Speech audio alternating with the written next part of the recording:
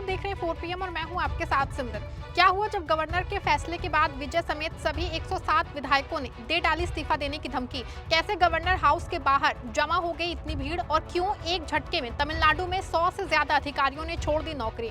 और क्या सच में डीएमके और एआईएडीएमके के बीच कोई साठगांठ चल रही है?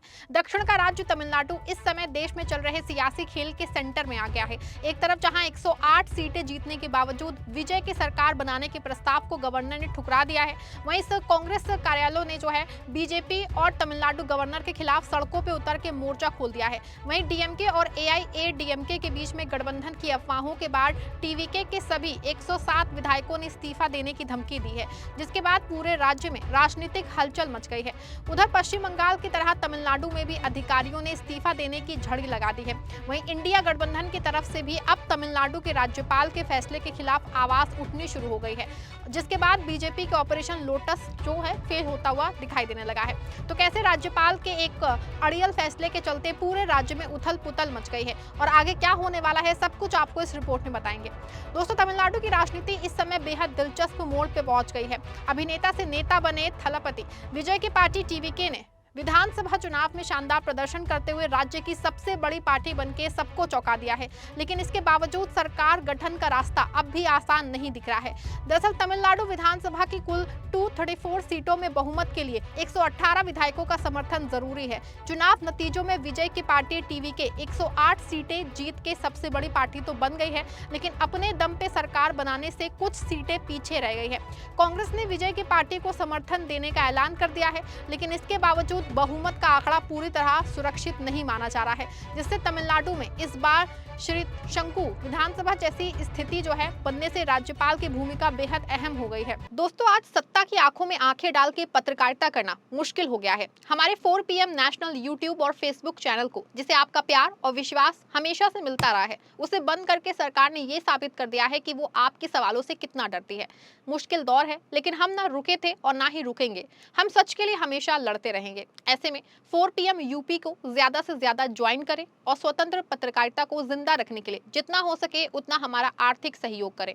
आपके सहयोग से ये जंग हम जीत के रहेंगे। संविधान के मुताबिक ऐसी स्थिति में आमतौर से ये होता है कि राज्यपाल सबसे बड़ी पार्टी को सामने से सरकार बनाने के लिए आमंत्रित करते हैं। फिर सरकार बनने के 10 से 12 दिनों बाद सरकार को विधानसभा के फ्लोर पे बहुमत दिखाने के लिए कहा जाता है। तब भी अगर बहुमत नहीं मिलता तब जाके विधानसभा को भंग कर दिया जाता है। लेकिन यहाँ तो उल्टा ही खेल चल रहा है। पहले तो विजय को राज्यपाल राजेंद्र आर्लेकर ने आमंत्रित ही नहीं किया, उल्टा 2 बार विजय राज्यपाल के चक्कर काट चुके हैं। और जब से टीवीके के नेता खुद राज्यपाल से मिलकर सरकार बनाने का दावा कर रहे हैं, लेकिन गवर्नर कह रहे हैं कि पहले बहुमत दिखाओ फिर बात करो, जबकि कोई दूसरी पार्टी या दल सरकार बनाने का दावा भी नहीं कर रही है। इसके बावजूद राज्यपाल कोई कदम नहीं उठा रहे हैं, जिससे राष्ट्रपति शासन का खतरा बढ़ गया है। इसको लेकर तमिलनाडु कांग्रेस कमेटी ने आज राज्यपाल राजेंद्र विश्वनाथ आर्लेकर और केंद्र की बीजेपी सरकार के खिलाफ राज्यव्यापी विरोध प्रदर्शन शुरू कर दिया है। कांग्रेस का आरोप है कि विजय की पार्टी टीवीके विधानसभा में सबसे बड़ी पार्टी बनकर उभरी है, फिर भी राज्यपाल उन्हें सरकार बनाने का मौका नहीं दे रहे हैं। कांग्रेस का आरोप है कि क्योंकि राज्यपाल का बीजेपी और संघ से पुराना नाता रहा है, इसीलिए वो संविधान पे ना चल के दिल्ली और नागपुर में लिए गए ऑर्डर को मान रहे हैं। वहीं इस बीच तमिलनाडु से एक और बेहद चौंकाने वाली खबर सामने आई है। दरअसल तमिलनाडु के सत्ता के गलियारों में एक हवा यह उड़ाई गई है कि डीएमके ने सरकार बनाने के लिए अपनी पुरानी प्रतिद्वंदी पार्टी एआईएडीएमके के साथ गुपचुप तरीके से बातचीत शुरू कर दी है। अब देखिए, खबर ऐसी है जैसे आम आदमी पार्टी को हराने के लिए कांग्रेस और बीजेपी गठबंधन कर लिया हो। सोचिए, क्या कभी ऐसा हो सकता है कि कांग्रेस का बीजेपी के साथ गठबंधन हो जाए?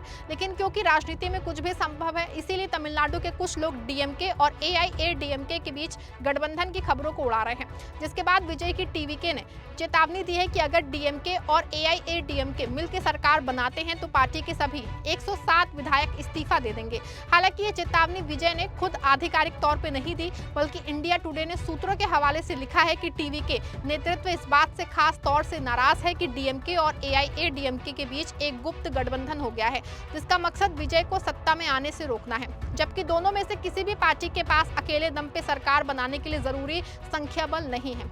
इंडिया टुडे के सूत्रों का यह भी कहना है कि एआईएडीएमके के कुल 47 विधायकों में से लगभग 30 विधायक विजय थलापति के साथ हाथ मिलाने के पक्ष में हैं, लेकिन पार्टी प्रमुख प्रमुख ई पलानीस्वामी इसके लिए राजी नहीं है। उधर कांग्रेस ने विजय को औपचारिक रूप से समर्थन दे दिया है, लेकिन ये समर्थन बिना शर्त नहीं है। कांग्रेस ने शर्त रखी है कि गठबंधन में कोई भी सांप्रदायिक ताकत शामिल नहीं होनी चाहिए। कांग्रेस का सीधा इशारा AIADMK की तरफ था, जो राज्य में NDA का नेतृत्व कर रही है और बीजेपी के साथ गठबंधन में है।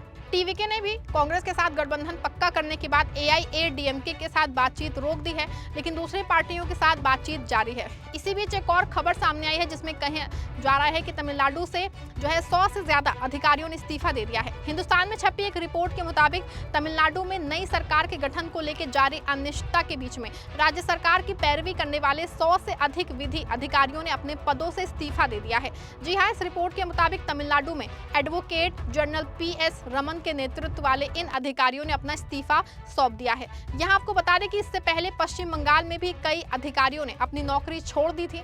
वहां तृणमूल कांग्रेस को बेदखल करके भारतीय जनता पार्टी पहली बार सत्ता में आई है। लेकिन ऐसा क्यों हो रहा है, तो आपको ये बता दें कि सरकारी जो है वकीलों और विधि अधिकारियों की नियुक्तियां काफी हद तक राजनीतिक होती हैं। परंपरा के हिसाब से जब भी राज्य में सत्ता परिवर्तन होता है या नई सरकार आने वाली होती है, तो पिछली सरकार द्वारा नियुक्त अधिकारी पद छोड़ देते हैं ताकि नई सरकार अपनी पसंद के वकीलों को नियुक्त कर सके। लेकिन तमिलनाडु में इस बार थोड़ा सा ट्विस्ट है। तमिलनाडु में इस्तीफे के बावजूद इन अधिकारियों को 1 सप्ताह और पद पे बने रहने का निर्देश दिया गया है, क्योंकि सरकार नहीं चाहती कि अदालत में राज्य का पक्ष रखने वाला कोई ना हो। सामान्य तौर पे जो है नई सरकार अंतरिम व्यवस्था के तौर पे 4 वकीलों की नियुक्ति करती है, लेकिन विजय की पार्टी की सरकार बनने पे मचे सस्पेंस के कारण अभी तक कोई ऐसी नियुक्ति नहीं हुई है। उधर इंडिया गठबंधन से भी अब विजय के नेतृत्व में सरकार ना बनने को आवाज उठने लगी है। कांग्रेस के अलावा उद्धव गुट की शिवसेना ने भी तमिलनाडु के गवर्नर के खिलाफ उठाई है आवाज। तमिलनाडु के राज्यपाल पे हमला बोलते हुए संजय राउत ने कहा कि राजभवन में बीजेपी के एजेंट बैठे हैं। देखो, TVK 108 MLA उनकी चुनकर आए। संविधान ये कहता है कि सबसे बड़ी पार्टी को सबसे पहले बुलाया जाता है और बहुमत सिद्ध करने का जो फ्लोर है वो विधानसभा है। महाराष्ट्र में कोश्यारी ने क्या बहुमत देखा था? जब सुबह का शपथ लिया था 5 बजे, और उसके बाद जब उद्धव जी ने जब इस्तीफा दिया तो कहाँ बहुमत देखा था उसने? तो ये जो है भारतीय जनता पार्टी के जो एजेंट बैठे हैं राजभवन में, नाम तो लोक भवन किया है ना, नाम का लोक भवन है, लेकिन लोक भवन में लोगों की भावनाओं की, मतों की हत्या होती है। 108 वाले पार्टी को सबसे पहले बुलाना चाहिए, ये हमारा संविधान कहता है।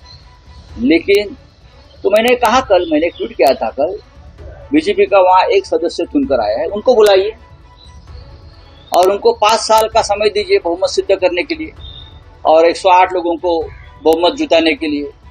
एक है बीजेपी का तमिलनाडु में एक सदस्य चुनकर आया है, फिर राज्यपाल ने उनको बुलाया, चलो आप आइए, और उनको 5 साल का समय दीजिए बहुमत सिद्ध करने के लिए। 5 साल बीजेपी यही कर सकते है, ये कर भी सकती है बीजेपी। कुल मिला के तमिलनाडु इस समय सिर्फ सरकार गठन के संकट से नहीं गुजर रहा है, बल्कि संवैधानिक मर्यादा और लोकतांत्रिक परंपराओं की भी परीक्षा हो रही है। सबसे बड़ी पार्टी बनने के बावजूद विजय को सरकार बनाने का मौका ना मिलना अब सिर्फ राजनीतिक मुद्दा नहीं, बल्कि जनता के जनादेश के सम्मान पे सवाल बन चुका है।